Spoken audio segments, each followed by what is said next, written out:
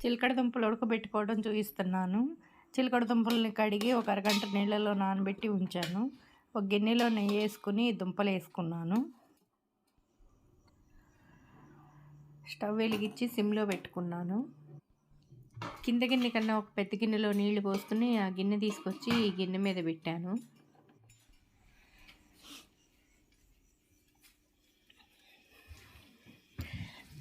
మంట అయితే సిమ్లోనే ఉంచాను నేను. మధ్య మధ్యలో ఈ గిన్నె తీసి అవి కొంచెం ఇలా పైకి ఎగరేసుకున్నట్టు వేసుకోవాలి. అప్పుడు కిందవి పైకి కిందకి వచ్చి ఉడుకుతాయి అన్నమాట. అట్లా 2-3 సార్లు చేసి ఆ గిన్నె మళ్ళీ నీళ్ళ గిన్నె మళ్ళీ దీనిపైనే పెట్టేసేయాలి.